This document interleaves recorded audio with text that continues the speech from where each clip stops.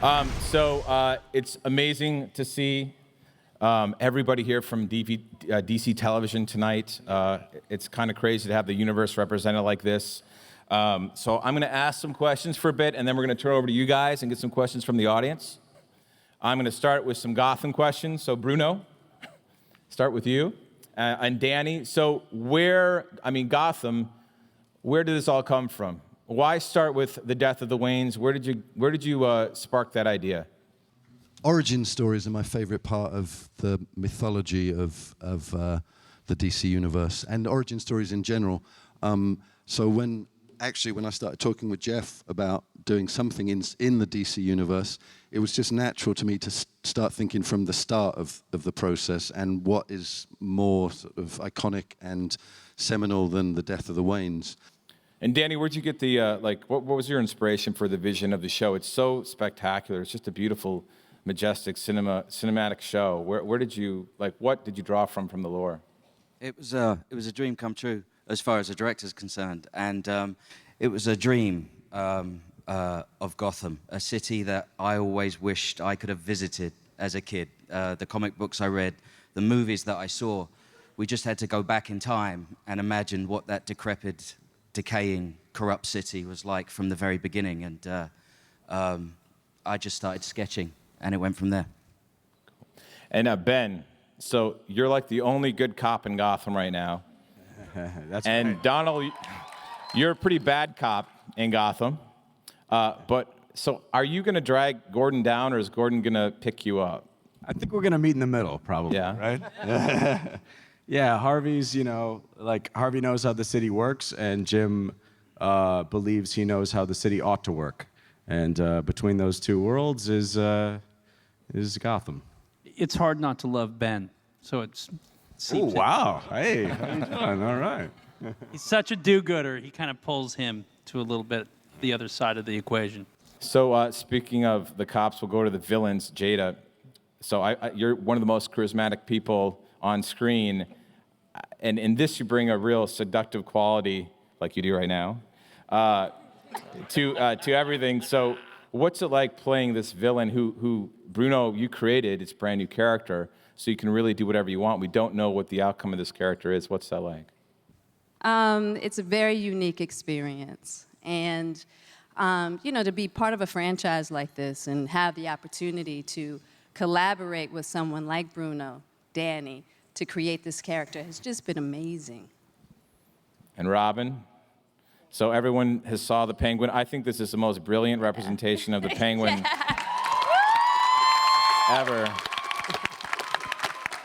It's really, and I've read the scripts that Bruno and his crew are doing, and it's extremely twisted. Thanks, Fox, for letting us get away with that.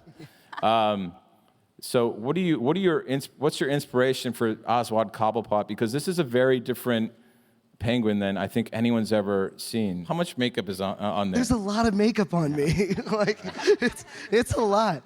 I mean, you wouldn't think so. It's very subtle, and I actually really like that. I mean, not to say that, not to say that I'm not doing anything, but once they put all the stuff on, I feel like half my work is done. I just feel like all the pieces come together, and it's just, we're there, yeah. Okay, so David, little Bruce Wayne.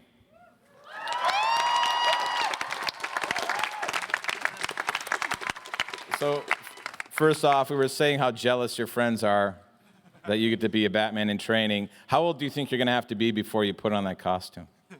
I think Batman becomes Batman when he's 25. I think so. So, hopefully this show will run until I'm 25.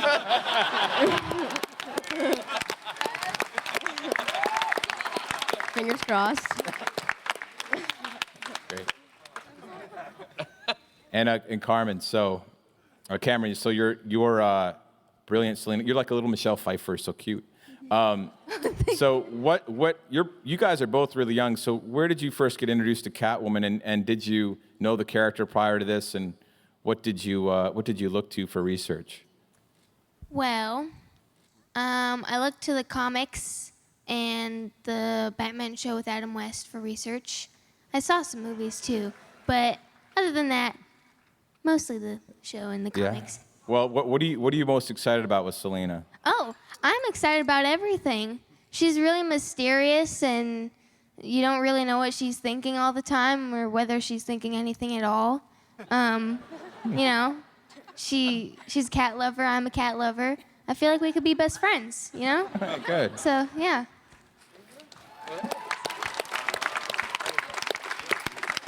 So I'm going to go back to the man who kind of started this all, the powder keg, Stephen Amell, who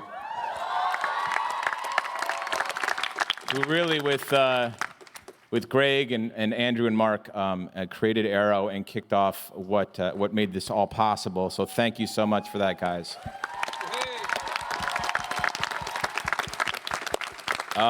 So Stephen, like Mr. Al Ghul, that's cool. Yeah. You guys like that? That's going to be awesome. So tell them a little bit about season 3 and what's in store for Oliver. So season 3 for all of our characters is really about identity, and can Oliver be Oliver Queen and be the Arrow? Can he do it both at the same time? Does he have to pick? And we're presented with a bunch of scenarios in the pilot, in the premiere, that forces him to make a decision. When you were first thinking about Arrow, Greg, did you think that you would build a show this big and spin off something like The Flash? And what was that process like for you, creating this universe? Well, first, I just want to say, I think on behalf of so many people here, thank you guys for coming out tonight. We're so... It's past my bedtime. I don't know if it's past your bedtime. I especially want to thank this little gentleman in the front row who I think is falling asleep. I feel bad for him. Anyway. So no, we were so excited upstairs because I think so many of us love the characters and love these worlds as much as you do, and we really do go to work every day and pinch ourselves. I mean, we started just with the hope to do to make an Arrow show that we would want to watch. And that's sort of been our commitment throughout. Mark, I know you're a big nerd too. So can you tell us a little bit about some more of the characters from the DC Universe that'll be showing up this season on Arrow? Yeah, we've got Tatsu Yamashiro, who everyone knows becomes Katana. We've got Brandon Routh playing Ray Palmer, who everyone knows becomes the Atom. We've got a little guy named Ra's al Ghul, who we've been hearing about for a couple of years. We're finally going to get a chance to see him in the flesh. And there'll be one other DC character who we haven't announced yet. Can you or not? What? Should we do it? Okay. Yeah. Okay. Yes. Ted Grant, Wildcat. Coming aboard the show. And it's going to have a little interaction with Laurel. Let's just say that. Oh. Okay, so you forgot one. We saw this image was released, I think, last week. Arsenal, Colton Haynes. Well, yes. So, Colton, what's it feel like to join the ranks of the costumed superheroes? It's freaking awesome. I mean, you can't really, until you guys see this costume in its entirety, it's the coolest costume in the world. And they gave me a butt. Like, I have a really nice butt in the costume, so I'm really excited about that. But really, it's just really cool to, join Team Arrow and to be part of such a great team, Feels like a family. And so, Black Canary, how is it to play? Your Black Canary is such a badass. Pretty cool, right? She is pretty cool. She's badass. So I know the character's coming back. Can you say anything about how it's been to play Black Canary and what you were inspired by for this character? She's so wounded and tortured. Yeah. Well, of course, I read some Birds of Prey comics and the Black Canary comics, which, of course, are written by our wonderful writers over here. And mostly I just took it from, like she has a really dark past. And I think that makes her character so strong, but she's so vulnerable with her connection with her family and stuff. So it's been fun, and getting to wear that costume is like, I mean, come on, it's pretty fun. We like when you wear that costume. Well, thank you. John, so Dark Archer.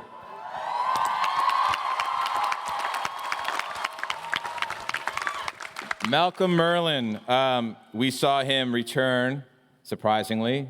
What's his plan this season? Is he? Because he's a villain, but he's got this strange heroic quality too. So in your mind, who is this guy? In my eyes, if I'm speaking for Malcolm himself, I'm as much a hero as Oliver Queen is, actually. That's the way I see it. And Best love ever.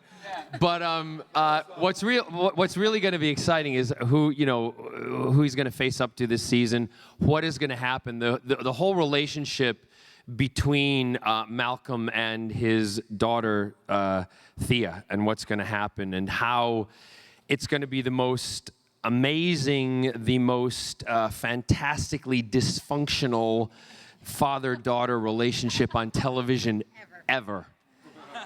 And I cannot wait to get my teeth into it. It's going to be awesome, yeah. And are you going to teach Willa how to shoot a arrow? You're just going to have to watch. Okay. You never know.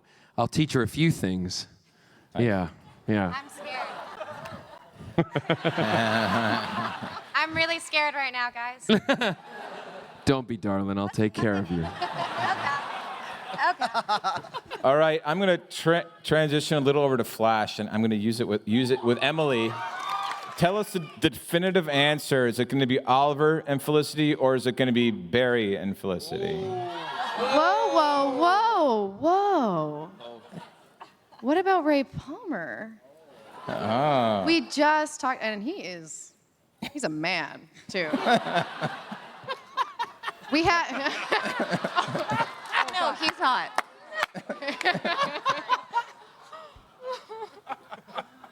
Let me backtrack and... gosh, I work with these guys every day. This is real bad. We have Barry's intellect and Oliver's intellect.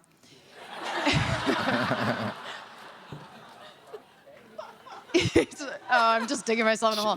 This is where Felicity and I this is where we zone, because I like... This is where you're exactly like Felicity.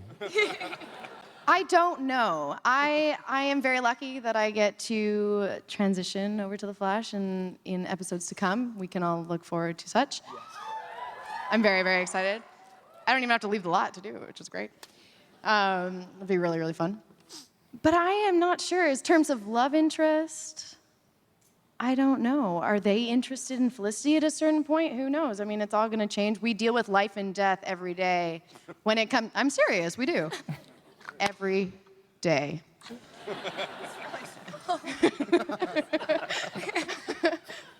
So on the brighter side On the brighter side of life. of love, Andrew, I know you're like it's so funny because your arrows can be so dark, and yet you're the guy that walks around with a smile on his face all the time, and you constantly pitch jokes. Because for Flash, I think the heart of it is really something that you helped bring out. Obviously, it's from you, and you really got your hands into Felicity as a character and created that voice with Greg and everyone else. But why so much humor in the Flash? Why change that when you developed that? Did you want to take it? No, I can do it. Do you? Okay.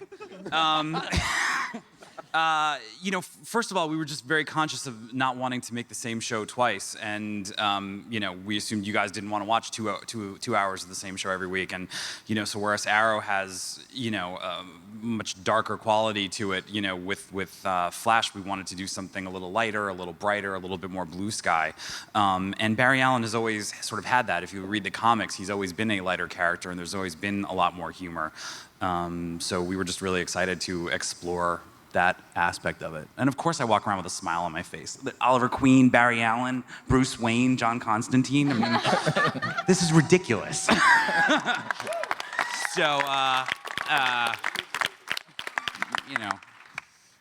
So Grant, there is obviously some darkness and tragedy we saw in the Flash's past and that pilot, and yet you bring such a joy and optimism to the character. He's got a hopeful outlook. Where do you find that balance for you when you're playing Barry Allen? Like, what do you draw from for that?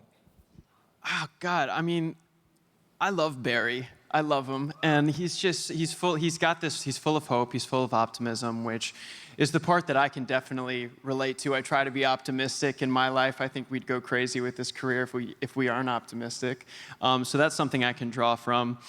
And as far as the emotional depth of the character, I mean, that's what my favorite part of being an actor is, just digging as deep as I can. I mean, that's when I have the most fun, is just kind of the emotional rawness of the character. So I mean, I love that there's both sides to it. He's an idiot and he's a dork and it's hilarious, but he's brilliant, and he does have, there's a lot of depth to him, and it's just, he's a very genuine character that I love playing, and I think that's why he's easy to relate to, because he's just so genuine. Yeah, and you know, he's in this too. You play off Jesse so well, that relationship between Barry and Detective Joe West. So great. So Jesse, I know that like superheroes probably wasn't the first thing you think you'd do next after everything else you've done. Why did you say yes to Flash? How did that happen? Well, I obviously played a detective before.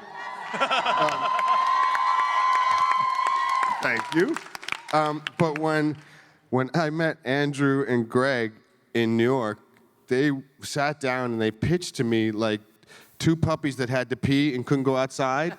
And they were so excited about the whole thing, and they saw me fitting in way more than I saw myself fitting in, that I was like, I'd be stupid not to consider this at least. And I was like, well, let me just read something. And when I read it, I was like, this is absolutely amazing, and I have to do it. And as long as I've played a detective, I never got to shoot anything. And we're only in the beginning of things, and I didn't shot a lot of people. So the other father figure, we're really glad you're on the show, Jesse. You're amazing. The other father figure who's an actor, he played the Flash before, John Wesley Shipp. Amazing actor. We were talking earlier, like, there was no Comic-Con like it is now when the Flash TV show was originally on. So this is pretty different, I assume, from your experience the first time around. Yeah, we shot till 9 a.m. one Saturday morning, and they said we need to go down to San Diego. And I think we walked through a convention hall and signed a few autographs and took a few pictures. And the whole thing took about 2 hours. This is very different. Yeah. So Tom, what's the deal, man? You stepped up out of that wheelchair. You tell me, Jeff. You tell me, Jeff Johns. What is the deal? What is the deal? So what's Dr. Wells' interest in the Flash? Can you delve into that a little bit? How's he know all this stuff? Say nothing. Yeah. You heard Kreisberg, right? Say nothing. This is like, yeah, I'm caught in a tough place. I will say that sometimes, Jeff, in the comic book world, people are not always exactly what they appear to be. I've heard that. Yeah, that happens occasionally. And this might be one of those instances. Certainly, Barry has 3 mentor figures. He's got his real father, played by John, Jesse, the man who brought him up, and then once he gets struck by lightning, he's got a guy who has a vested interest. I play that guy, and you know more than me, so quit asking me the questions. Sorry, I had to torture you a little bit. Understood. You owe me, though. Candace, so we know where your character's going, obviously coming up in Flash, but you know the character from the comic books. Yeah. She's a reporter. So where's Iris gonna go, and how is her relationship with Barry gonna stay the same, change? Well, I mean, what I love about Iris is, something that we all look for in our lives. We're always looking for that person who's kind of our true north and our best friend. And I think Iris is that for Barry, and that's fun to play. But I think it's going to be interesting to see how their relationship evolves once he's got these superpowers and she learns that not only is Barry her best friend and her father keeping the secret from her, how she deals with that family dynamic and how that changes her relationship with not only her father, but someone that she's considered her best friend her entire life. It's going to be a little tricky. It's exciting to see how that's going to happen. I'm at Comic-Con, guys. You just realized that. You've been here 3 days. Oh my God. Thanks for inviting me. So, David, where's Mr. Goyer? Hey, David. So you guys know David. He wrote all those kick-ass Batman movies. Man of Steel. He made the first good Marvel movie with Blade. So David, I know when you sat down and talked to everybody about what you wanted to do in television, you had your choice of basically anything you could do. So after Batman and Superman, why John? He doesn't have any spandex, which is kind of nice. Doesn't have any superpowers. And we joke that, like, if he, first he'll try to throw a spell, and if that doesn't work, he might try to pick a fight, and if that doesn't work, he might try to do a con. If that doesn't work, he'll try to kick the guy in the balls. And if that doesn't work, he'll just run. And that's like a fun character to write after all this time. Yeah, very different than Superman. Yeah. So Daniel, when you guys were casting the show, what made you land on Matt Ryan, who's tremendous and he's Constantine in body? But how did you know that you had found him? I have to say that I don't know if an actor has ever worked harder for. Where's Matt? I don't even see him. I don't know if an actor has ever worked harder for this role than Matt Ryan did. We got one self-tape in from this guy who's working with Jude Law and Henry V. And you should have seen the tape we had. First of all, he was about 10 pounds lighter than he is now. He had dark hair, long, slicked back, completely to his skull, and he had a beard. And he looked like Sasquatch. It was this wide, and it was David he actually looked like a said Hasidic that I was Jew. But like the $6 million man Sasquatch. But here's the thing. I mean, and I don't know if it's a Shakespearean training. I don't know what it is. But he said the lines, and you could see it in his eyes, and you could see it in the way he owned it. He looked nothing like this now, but it was like, this is John Constantine. What kind of research did you do for this character? Because he's very unique, obviously, and you embody him perfectly. So what'd you do to get there? I read one comic and then just carried on delving deeper and deeper. And after I got the role, I just kind of gleaned as much as I could from the comics, and I'm still reading them. I mean, there's a lot to get through, so I'm still reading and still searching and still trying to get under John's flesh, and yeah. There are any other DC characters? I know the answer, but I'd love to hear it from you. Any other DC characters going to show up in the series? Yeah, I think there are, right? There's Jim Corrigan. Corrigan, and obviously he turns into the Spectre. Yep. Helmet of Dr. Fate shows up in the pilot, so... Yeah, there's lots of Easter eggs in there, and we've obviously got Zed, played by the beautiful Angelica. Papa Midnight's showing up in a few episodes. We'll be rolling out a number. Cool. Well, I'm going to open up to fan questions. I don't know where the mic is, but we can take a few questions. We don't have a lot of time, but we'll take a few questions.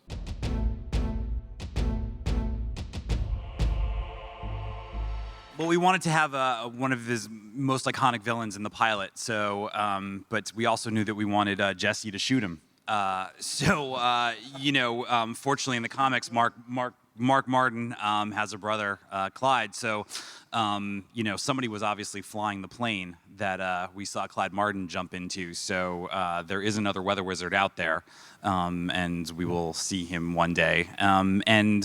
We were very conscious of, we weren't just doing a show about the Flash. We were doing a show about the Flash and everyone in that comic book, and Central City, and Iris, and Joe, and and all the villains, because the rogues, especially all the work that our very handsome moderator tonight, Jeff Johns, has done in comics, over the last 15 years, and building up the rogues gallery. So we're very blessed. Wentworth Miller is going to be playing Captain Cold in episode 4. Which will also be the first appearance of Felicity on The Flash. The others will they'll get rolled out one by one. You will get a glimpse of another one in episode 4. That's true. Yeah, and you will see Grodd. That cage was not there by mistake. We heard you guys. Next, please.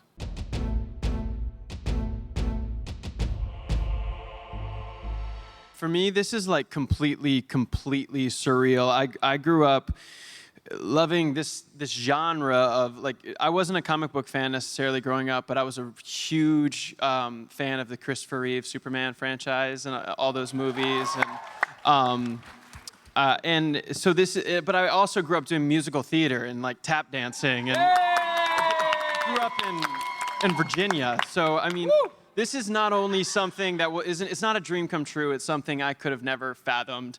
And when I got to put the suit on for the first time, I mean, it blew my. That's me right there, and it's nuts. It's insane. I'm having the time of my life. So it's incredible. Thanks, Connor. Thank you.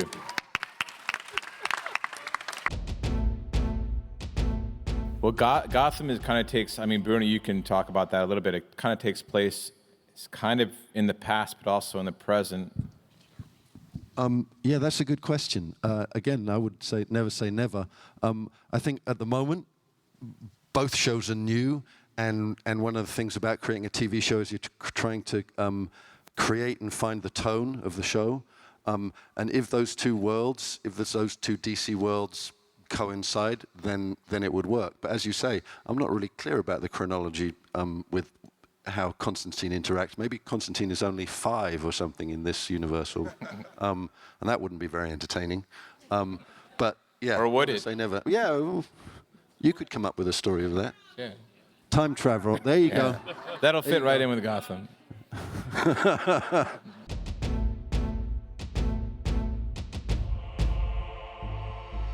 I mean, what do you expect me to say?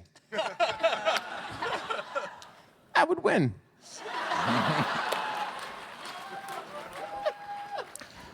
Yeah. Choose your words carefully, okay? Yeah. Hey, buddy. Actually, our episode 8 this year of Flash is called Flash versus Arrow. So you'll be able to find out, I think.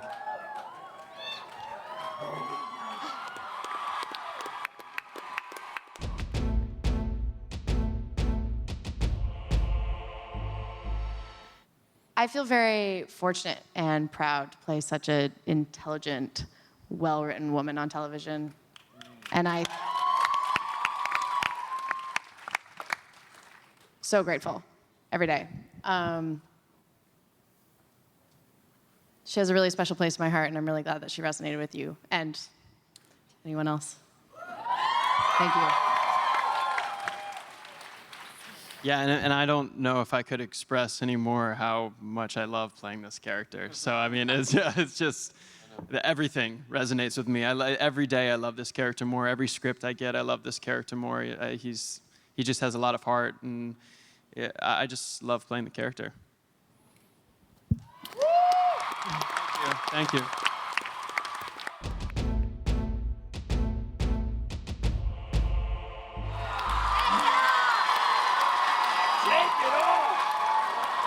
Well, take it off. Take it off. I think my dad wants your shirt off.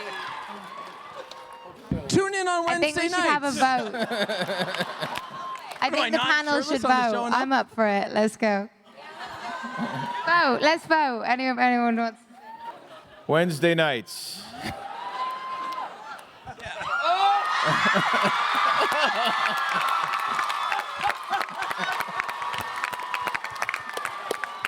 All right, that we cannot top that question. So give it up for DC Television, the stars of DC TV.